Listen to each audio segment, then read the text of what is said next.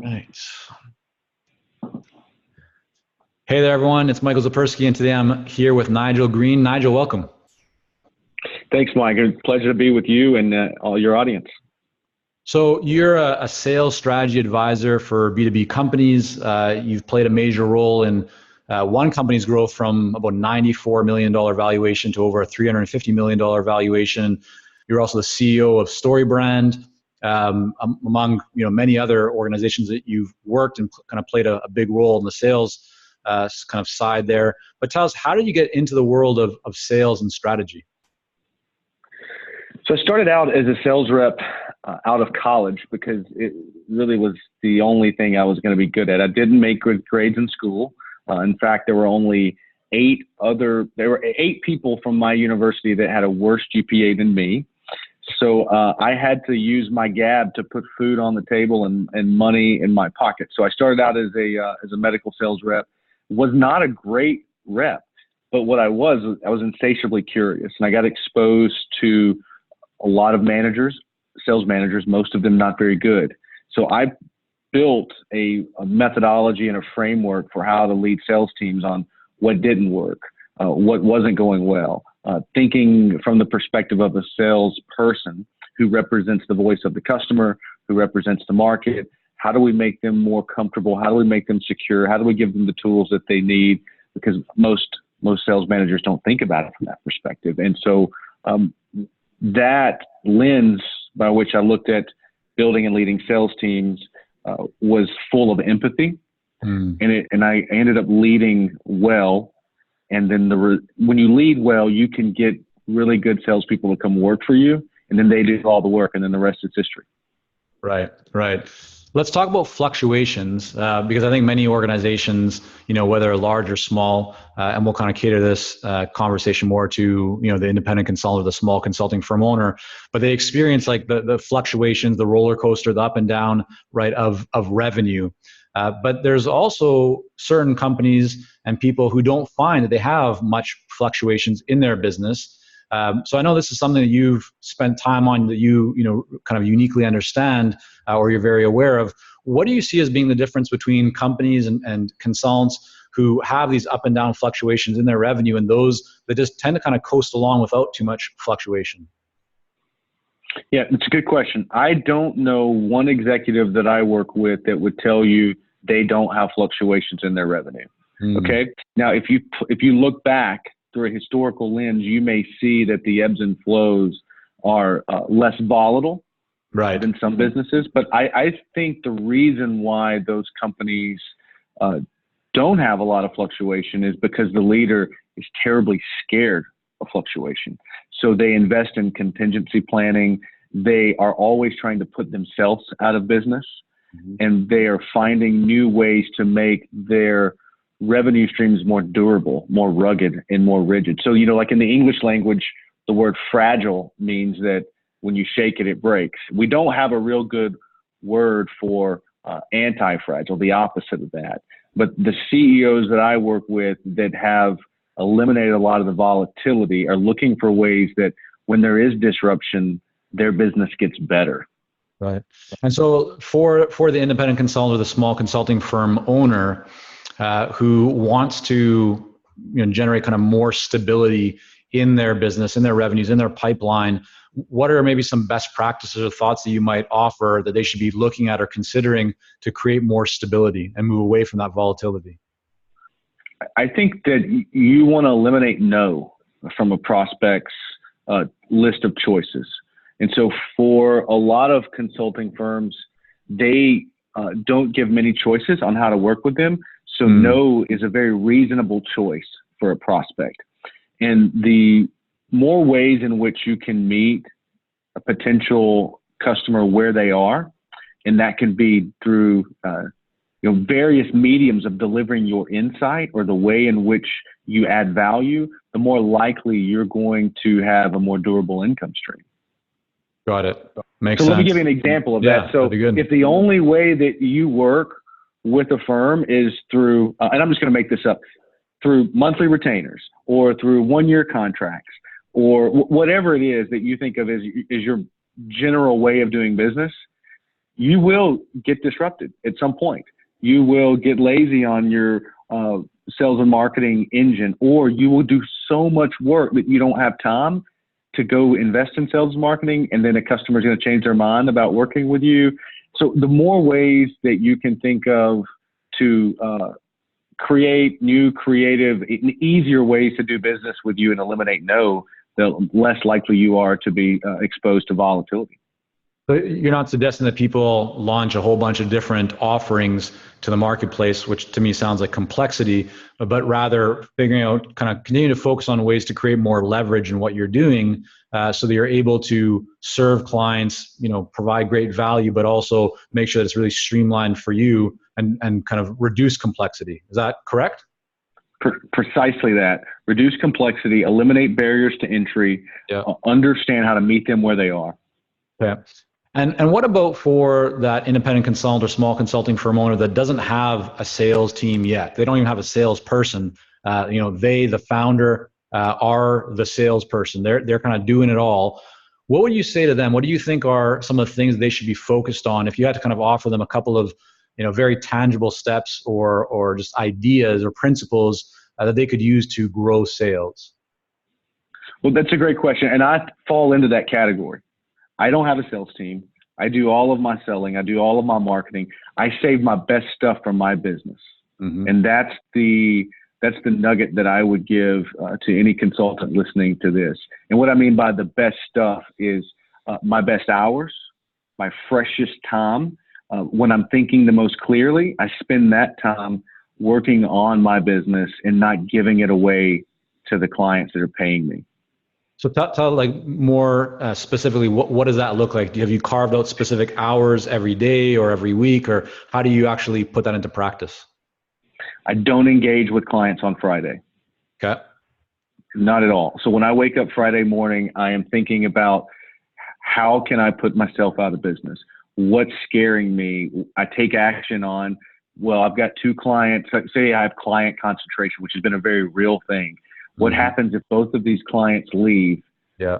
What am I going to do about it? So I start putting pen to paper, or I start taking a coffee meeting, or I save my best stuff for my business. I figure out how I'm going to eliminate the anxiety that comes with losing a big client or having too much concentration in one offering or one client.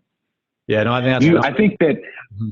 And another piece of advice, I think I would stay lean. I mean, there's this whole movement of outsourcing your sales and hiring sales development and paying people to generate leads. They're buying you. For a lot of your listeners, they don't want someone else to tell them what it is you're going to do for them. I don't know that there is a hack for getting eyeball to eyeball with prospects and asking questions that only you know how to ask, predicting what's going to be the next question, and then being real and accessible. Yeah. No, I think that's a really good point. I do the same thing. For me, both actually Monday and Friday tend to be more strategic days. They're days of working on the business as opposed to just working in the business. So tend to do, far fewer or no client calls on those days, just really working on the business. And it's so important, right? I say this to clients all the time. It's that time to work on your business. Like, that's holy time. That's time that you need to have set in your calendar on a recurring basis so that you don't put anything else in there, and that's your time to work on it. So I'm glad that you shared that, and we've seen it firsthand in our own business and in clients' businesses as well. What do you see, Nigel, because you've been around a lot of different sales teams and a lot of people that are involved in sales, what are some of the most common mistakes that kind of pop up that if fixed would have a really big positive impact on the growth of those companies? So I think the problem that I primarily fix, Mike, is that the sales team's go-to-market strategy is fundamentally misaligned with how the business is trying to grow. So an example of that might be that the investors, the CEO wants to grow the business in the next year by expanding one offering in the marketplace, and yet the sales team's incentive plan, the way they get paid, doesn't support that. And there's no one asking the question of, okay, how do we get everyone back in alignment with this? Or for instance, the business might be tasked with a certain earnings number, but yet you're allowing your sales reps to control the pricing, and they're giving discounts, and it doesn't hurt them if they eat away margin in the pricing. So I think that's probably the number one mistake that I see in my practice. And I think it probably happens to a lot of consultants in their business, is that their business has moved and evolved, and they haven't thought about the way they've structured their go-to-market strategy to support what it is that they're trying to do now. Yeah. Yeah, I think that's a good point. And you're right. Like, many people will start to do discounts, or they'll provide services or take on clients that aren't optimal. And many times it's caused by short-term thinking, or just not a clear view on what future they actually want to create, how they want their business to be, the lifestyle they want to have. And so they're just so focused on doing business, but not actually thinking strategically about what kind of business they want. So I think that's a really good point that you're sharing. What about, you mentioned your own company right now. So for your consulting practice, you're doing all the sales, right? You're doing that stuff. But what about the consultant that's growing and they want to bring on a salesperson? When would you say, in your experience, Nigel, is the right time to think about adding a kind of a dedicated salesperson or sales function, even to a small kind of professional services practice? So I think when you, the founder, the consultant, has decided that you want to build an asset, so you are transitioning from freelancer to entrepreneur, or you want to build a business that works while you don't, that to me is a good leading indicator that it's time to invest in other people acquiring clients for you. Now, the trade-off is that for some period of time, you will be required to do more work to onboard them. But Right. The long-term benefit is that if you do this right, if you manage their performance appropriately, it will create margin for you. It will create scale, but it's not without its own set of pains and challenges. Yeah, it's interesting, because I think, even if it's not sales, almost any type of role, when you're building the team, there's always going to be that dip, right? That point where you got to take a little bit of pain. You have to set the expectations that you're not going to get the results that you want in the short term, right? You got to get that training. You have to kind of cross that bridge, and it's not going to always be easy. But once you do it and you do it properly, then the benefits that you're going to reap are going to be, well worthwhile, and you actually start seeing that ROI that you desire.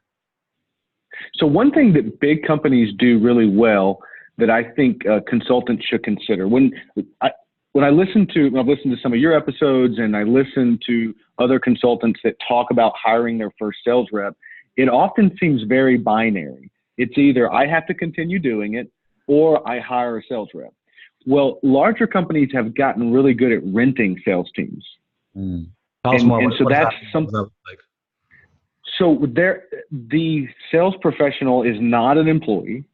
Most of the risk has been pushed off to another company, to another entity altogether. So in healthcare, a lot of companies will work with distribution reps or other ancillary offerings that already have the attention of the customer that you want, and incent their sales team to sell what you have. And they get paid a higher commission so that it's worth their time. But if they don't sell anything, you don't have any sunk cost in an expensive sales rep that didn't produce. And Right. You're kicking yourself 6-7 months later. Interesting. Do you think that opportunity exists for people, even in different industries, or even if you're a smaller player, let's just say an organization with 5 or 10 people, or is that just more an opportunity for an organization that is significantly larger and more developed? I think the answer is all. Here's how you can ask if it's going to work for your consulting practice. Are there other businesses that have a sales team that has the attention, not only of my customer, but of the decision maker within my customer's business, that my offering would be seen, not that just that it's not a conflict, but that they would be able to add more value to their customer by talking about what it is that I do. And if the answer is yes, you should pursue it. Right. So it's a complementary offer that gets you kind of into that ecosystem, into that distribution channel that would be maybe hard for you to achieve by yourself, but someone's already got that established. So you could leverage and kind of, connect with them and use the momentum that they already have in the marketplace. Exactly. If someone's out there listening to this, scratching their head and saying, what's the example? Well, think about big SaaS companies that don't do the implementation of their software. Right. They have third-party implementers. That's a great way. And there's so many small to medium-sized third-party implementers that rely on big SaaS companies to keep them afloat. Well, you just take that same principle and apply it to whatever it is that you're offering to the marketplace. Yeah, a great idea. I saw on your website, one of your clients talked about how you kind of help them to win more business, to close more deals. I'm not a huge fan of the word close. It just sounds, I don't know. I prefer to say win more business or make something happen. But regardless, you're helping them to win more deals. What do you see in organizations or with salespeople? Because even for the consultant listening to this, who's going into a lot of different sales conversations, feels like they're having a good conversation, but they're just not able to get it across the line. What typically stands out to you, or where do you, as an expert in sales, go to? What do you look at to try and identify what's really holding people back? What's kind of the roadblock in that conversation? It's really simple.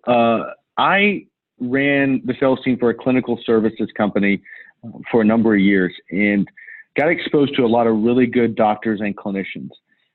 There's this growing momentum in the clinical community of a technique called motivational interviewing. And it is by far and large used with a clinician and a patient. But the thesis of it is that any motivation that I, the clinician, the doctor has for you, Mike, the patient, to change is never going to be as strong as any motivation that might already exist in you to change. So motivational interviewing is about unlocking why you would do it. And I think that closing in today's marketplace has evolved to probing and uncovering why you would do it. Like, I could sit here and tell you why other clients have worked with me. I can offer why I think that you might want to work with me. But if I can just understand why did you take this meeting? Right. What are you hoping to get out of this? And if I can keep you there versus trying to have to process some other reason that I've given you to do business with me that you may not be able to understand, I've got a better chance of adding value to you. You're really getting at the core as to what their motivation is, what's going on inside of them. It's not about the external kind of implications, although those are important as part of the conversation. But what's really driving it is you're going deep. I share this with clients, like the way I talk about is peeling the layers back from the onion. You're really trying to get at the core of what's driving them, what's motivating them. That's what you're saying. Exactly. So we ran addiction treatment centers for a long time. We didn't have a lot of people that came to treatment because they had an addiction problem. They had I'm going to lose my house problem. My wife's going to leave me problem. My job's going to be gone problem. So we said, well, you know what? You don't have a drinking problem, but what if we could help you keep your house? Right. And so the translation is, they may not have, in my business, they may not have a problem with their sales team, but they've got a problem of our leaders not growing fast enough, or our competitor is is eating up this big piece of market share for. Okay, well, let's fix that problem. And so you, as the consultant, when you're going in, you have to think of what problem do they have as they perceive it. They're the experts on their problem, not us. And then would you suggest that people use that as kind of the food or the opportunity for their messaging? Like should the motivations that the clients and the buyers have, should that be at the forefront of everyone's messaging in your experience? It should be so much in the forefront, Mike, that I recommend you state it back to them in a different way. Tell me what you mean by that. When they say, I really have a problem, we have a problem with our IT team and we can't seem to get the expenses under control. So you say, if I'm hearing you correctly, the expenses in your IT department have become a real problem for your business. And then you just sit there. Yes. Would you like me to help you with that? Yes. Right. Yeah. I just told you I have a problem. Okay, well, let me help you. So you say back to them what they've already told you. And what do you say to people who go, okay, Nigel, that makes sense. Like, sure, I'm going to focus on the problems that my ideal clients have, their motivations, but how do I understand and how do I identify what those motivations actually are? What's, in your experience, been the best way to actually hit on the true motivations that people are having if someone is new to the marketplace, or maybe they've even been consulting for some time, but they don't have strong, compelling messaging. They've maybe got their business to where they are just on the back of referrals in their network. Like we see this a lot with clients coming to our coaching program. They've gone to even a good place, but it's just come from their network of referrals. And now they want to really start building out that marketing system. And so they're wondering, well, what messaging should I actually use to resonate with my ideal clients? What's your experience with that? So problems exist on an external level. So your customers will tell you, we'll stick with the same expensive IT department example. Well, that's how it exists. Yep. They're not going to take action. They're not going to do business with you because of that. They're going to do business with you because of a deeper level of the problem, an internal problem, the way it makes them feel, the way it's affecting their job performance, how it's affecting their identity, or an even deeper level, a philosophical problem. Why an expensive IT department is an injustice, why it's untenable for the business. So you use language like, you shouldn't have to deal with this, or no business should be hamstrung by an expensive in-house IT department. There are cheaper solutions that are out there. Don't be limited by the insight that exists on your team. You have to understand what it is about the problem that affects their identity and is an injustice to the business. And that's where the language is. That's where all the copy is. Yeah, got it. So we don't fix IT problems. We fix IT problems because I want you to be a hero. I want you to get that promotion. I want you to be an executive. I want you to get your bonus because you saved $1 million a year by outsourcing this. Right. Yeah. Good points there. So Nigel, you've now been consulting, right, running your own consulting business for, I think, about 4 to 5 years. Is that correct? Yeah, that's right. What have you seen, like when you first started, how did you generate leads for your business and opportunities? And then what are you doing differently now, if anything, in terms of what's working best for you to generate leads for your business? So I solely started my practice on word of mouth referrals. And that was subsistent for a while, but I'm doing the advice that I just shared with your team. I was anxious all the time. I was a roller coaster of where's this next, what if they leave? What am I going to do if this retainer falls off? And I'm creating more durability in my own income stream. So I've got, and I've recognized that being expensive creates a barrier. An expensive consultant creates a barrier to folks that might one day want to work with you, but just can't afford you right now. So I'm creating some lower barriers to entry to work with me, like a course. I've got a book that's coming out in January. I'm just thinking through trying to optimize for effectiveness.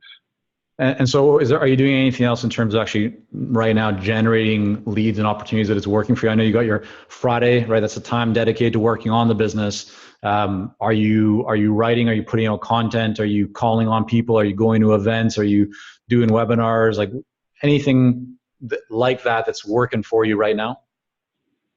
Yeah, I've made a career of being a guest on other people's podcasts. You know, I don't have my own.